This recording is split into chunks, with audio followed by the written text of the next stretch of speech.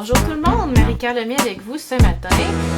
Je vous propose une petite carte que j'ai faite. Je la voulais tout en douceur, donc quand j'ai vu les deux papiers qui sont dans le fond pareil, mais à l'opposé, au négatif si on veut, dans ce paquet de papier-là, je me suis dit, je veux faire quelque chose, c'est des nuages, il y a un papillon dans le ciel, mais je voulais ça très très doux. Ça pourrait être également, si on utilisait un vœu bienvenue bébé ou félicitations pour bébé, une belle petite carte pour remettre aux parents. Ce qui est intéressant, c'est que c'est un modèle à pliage original, donc il est vraiment pas compliqué, mais je l'ai pensé d'une façon très très simple. Vous me connaissez, j'aime la simplicité. Et là, ce qu'on va aller faire, on va aller compléter avec une enveloppe dans le thème avec le plioir à gaufrage ici. Je vous fais remarquer une chose, pardon.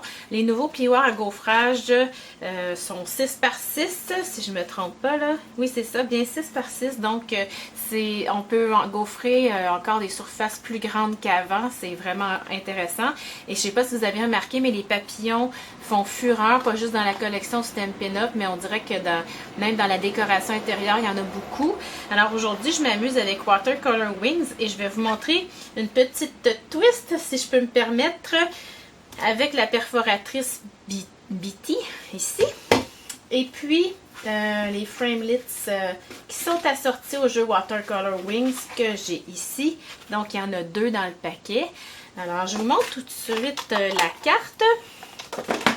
Donc, toute simple, quand on va l'ouvrir, regardez à l'intérieur ce qu'on trouve. Je trouvais que ça faisait changement. Ici, j'avais déphasé mon cercle pour qu'il soit un peu la répétition de ce qu'il y a à l'extérieur. Mais vous pourriez le centrer également. Au début, j'avais comme dans l'idée de mettre le papillon qui est là ici. C'est pour ça que je l'avais décentré vers le haut. Mais bref, ajustez ça comme vous voulez. Donc, on vient refermer en glissant en dessous du bouton ici qui est obligatoirement collé avec un point de colle pour s'assurer que c'est bien solide parce qu'on va le manipuler. Alors, je commence tout de suite. Je voulais une carte simple. Alors, c'est simple parce que vous coupez comme d'habitude votre feuille de carton en 2. Ça ne change pas vos habitudes. Ici, on va aller simplement, il est déjà fait, mais faire un pli à 2 pouces. Et ici, de l'extrémité, on a 3,5. Vous allez avoir le patron à imprimer. Je vais me forcer pour vous en faire un. En fait, ce que j'aurais pu faire, ça aurait été faire mes calculs pour que ici, le devant de la carte se ferme peut-être un quart de pouce par-dessus. Mais finalement, je trouvais ça joli que, je vous montre ça, que ça arrive pile, parce qu'on voit bien ici, ça arrive pile au lieu d'embarquer par-dessus. Ça fonctionne bien avec un gros bouton. Mais si vous voulez, ben, vous pourrez changer les mesures tout simplement. Mais c'est que vous ne pouvez pas aller plus qu'un quart de pouce, même je dirais plus davantage, c'est 1/8 de pouce. Donc, il n'y a pas beaucoup de jeu. Vous êtes aussi bien de la faire comme je vous la propose dans le patron, ça va être encore plus simple. Alors, ça me donne ça quand c'est fermé. Et puis, pour ici, vous allez dire, ça sert à quoi? C'est qu'en fait, je voulais renforcer, je voulais que vous preniez vraiment une base grandeur standard. Et on va aller renforcer en le pliant et en le collant. Et qu'est-ce que ça va apporter? Oui, ça renforce, mais pourquoi? En fait, c'est que quand on va ici ouvrir la carte, on vient tout le temps plier ici. Et si j'avais seulement une épaisseur de trait vanille, ça finirait par plier puis faire une fin ici qui serait pas très jolie, comme un petit peu ondulée, abîmée déjà. Donc, en allant le doubler comme ça, ça facilite la tâche tout simplement. Ensuite, ici, sur ma carte, j'avais doublé le papier design en me disant ça va être plus solide. Je l'avais doublé avec un carton doux ciel. Là, je vais essayer de ne pas le doubler. On va tout de suite coller sur notre base de carte parce que j'ai beaucoup de choses à vous montrer. Dans le fond, là, c'est quand je vous propose des choses comme ça avec vidéo, avec patron en plus, juste le préparer, le faire, le tourner, ça peut me prendre 3 heures de temps. Donc, j'essaie de faire ça vraiment fignolé pour que vous aimiez ça. Alors, on va aller faire le trou sur le devant. Je vous montre pour que ça soit plus facile à comprendre. Alors, j'ai pris ici les Framelits collection cercle. Donc, c'est le 4e et le 5e à partir du milieu. Et puis, je vais me servir dans le fond pour faire le trou ici du plus petit. Et ensuite de ça, on va faire le cadrage dans le doux ciel. Et je vous ferai remarquer, c'est pas tout à fait la même couleur, mais ça va très bien ensemble. J'ai pas regardé sur le papier, ça correspond à quelle de nos couleurs. Mais bref, je vous montre ça, je fais ça tout de suite. Donc, si vous vouliez que ça soit plus rigide, venez le doubler avec une retaille en dessous. Alors, je le fais en dehors de la caméra. Je suis désolée si vous ne me voyez pas. Je vous montre tout de suite ce que ça donne. Ça, on peut le récupérer pour décorer l'enveloppe ou pour tout autre usage. Donc, quand on vient coller comme ça, je mettrais davantage de dimensionneur vu que j'ai pas mis de carton pour doubler en dessous. Donc, on y va. Et ça permet de voir l'autre côté. Ça ressemble à... C'est des petits renards, dans le fond, dans le tip-top-top, si je ne me trompe pas. Et je viens essayer d'en mettre pas mal vis-à-vis mon cercle. Je veux qu'il pop un peu, qu'il ressorte, pardon. C'est un projet qui est rempli de petits trucs que j'ai pris le temps de vous faire. Je vais vous les montrer. Vous allez remarquer qu'à l'intérieur de la carte, j'ai décoré et j'ai fait avec les framelits dans le fond je vous montre ça là si je peux le trouver. Je suis perdue dans mes papiers un petit peu là. Ok, je vous le montre ici. Ben, il est là. Donc j'ai fait un carton pour aller écrire le vœu à l'intérieur avec le framelit suivant. Donc, je me suis ramassée avec un cercle perforé. Et là, pour ne pas avoir de perte, pour aller faire le cadre ici, j'ai tout simplement utilisé cette retaille-là en plaçant mes deux framelits que j'ai ici. Donc, c'est sûr que ça m'évite d'avoir de la perte. Je vais avoir celui-là, mais il va me servir pour d'autres choses après. OK? Donc, cette étape-là, elle est déjà faite ici. On va le coller à l'intérieur. Je sais que ça a l'air peut-être un peu décousu, mais j'ai tellement de petits détails à vous montrer. OK. Donc, mon petit framelit ici,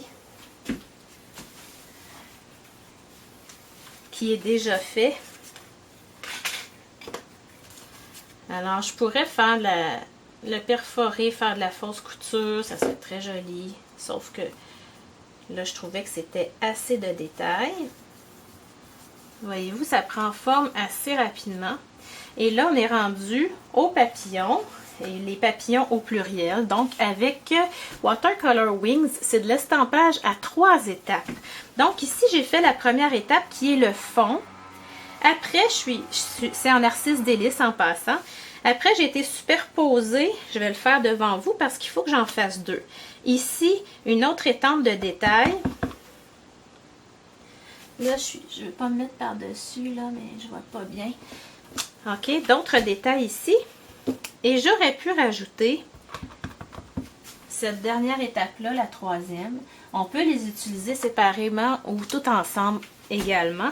Donc, vous allez dire, c'est pas des couleurs qu'habituellement on prend ensemble, doux ciel avec narcisse délice, mais je trouvais qu'un coup, la prochaine étape faite, c'était très joli. Donc, je me suis dit, oui, j'ai mes framelits, les autres papillons là, qui peuvent aller découper ça, mais j'ai décidé de prendre celui-là pour aller vraiment, ça va me faire un papillon qui a plein de couleurs. Et j'aime ça beaucoup. Donc, je viens placer ici. Je pourrais placer un papier ciré entre mes 2 épaisseurs. Je le dis à chaque fois, je le fais pas tout le temps, surtout que celui-là, je trouve qu'il est agréable à travailler dans le fond, là. Tu sais, on pourrait... c'est tellement pas long. C'est déjà tout perforé. Moi, ça fait partie de mon moment de détente quand je bricole. Mais si vous n'aimez pas ça du tout, je sais pas si c'était difficile à aller perforer, là, mais non, ça se défait tout seul. Donc, papier ciré, si vous avez de la difficulté ou pas assez de patience ou de temps, peu importe. Donc, je viens le décoller très facilement. Et je trouve ça vraiment joli. Il a bougé un petit peu, on voit du trait vanille, mais moi, ça ne me dérange pas parce que je vais aller en poser un autre en dessous. Voyez-vous, j'en ai fait un autre en douce suède. Ça serait le fun aussi d'en faire un en narcisse délice ou en trait vanille. Ça serait très joli. Donc, ça me tente d'en faire un, même si c'était pas prévu. Donc, je peux prendre ma retaille ici.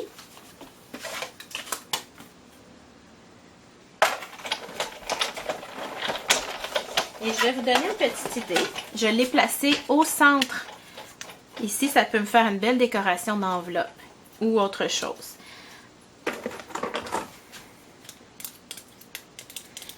Donc, je recommence l'étape. Moi, je suis toujours pressée, c'est ce que je dis, que je suis toujours pressée quand je bricole, mais c'est pas vrai. Dans le fond, tant qu'à être à bricoler vraiment pressée, je bricole pas du tout. J'aime pas ça me sentir pressée. Alors, j'aime par contre faire des petites techniques qui demandent pas trop de temps. C'est ça la différence. Donc ici, ils vont être superposés et je vais tout de suite venir les coller. Alors, je colle juste le centre du papillon. Parce que je veux que les ailes puissent battre au vent.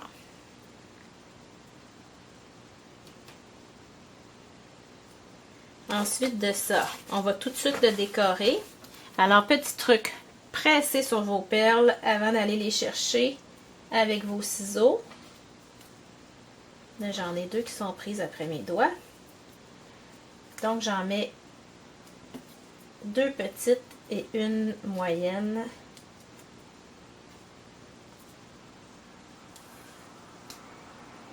C'est la magie de la télé. C'est collé après mon doigt. OK. Alors voilà. Ça fait ma petite décoration ici. Je vous montre ensuite comment j'ai fait le vœu. Mais avant ça, avant que j'oublie, j'ai mon deuxième papillon ici pour l'intérieur de ma carte. Et là, j'en voulais un plus petit et je me suis dit, non, mon framelit, il n'est pas de la bonne grosseur. Mais j'avais ici la perforatrice BT. Ça fonctionne mieux que l'autre, OK? Regardez, je me positionne. Oui, j'ai un petit peu de trait vanille, mais moi, je trouve ça beau. Je mets une perle au centre et c'est tout. Donc, ça me permet d'aller chercher un petit papillon texturé. Comme je vous ai dit, on pourrait aussi le mettre ici. Je viens le poser ici. Ça fait un rappel sur le papillon qu'il y a à l'extérieur. Je prends mon marqueur Doux Ciel et je vais venir faire courir comme s'il courait mon petit papillon. Et là, je garnis. Encore là, petit détail final, c'est très joli. Et il me reste le vœu et le bouton à poser. Donc, petit truc. Pour le vœu, j'ai décidé de faire une bannière que je dis rebondissante. Alors, j'ai étampé vraiment au milieu mon vœu et j'ai calculé à 3/4 de pouce de chaque bout. 3/4, après ça 1/4. 3/4, 1/4. Et là, ça va me faire une petite bannière rebondissante.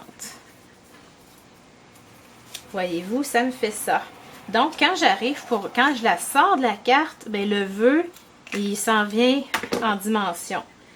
Alors, le truc, par exemple, c'est quand on le colle, vraiment de le coller bien comme il faut pour qu'il puisse rebondir après.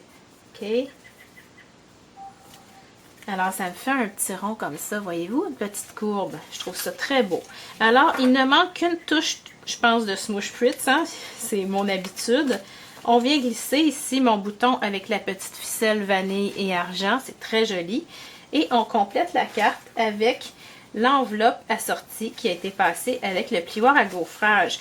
Alors, vous pouvez aller juste en dessous de la vidéo vous avez le patron à imprimer. Alors, partagez avec vos amis. C'est votre façon la plus évidente de me soutenir dans mon travail que je vous offre avec tout mon cœur.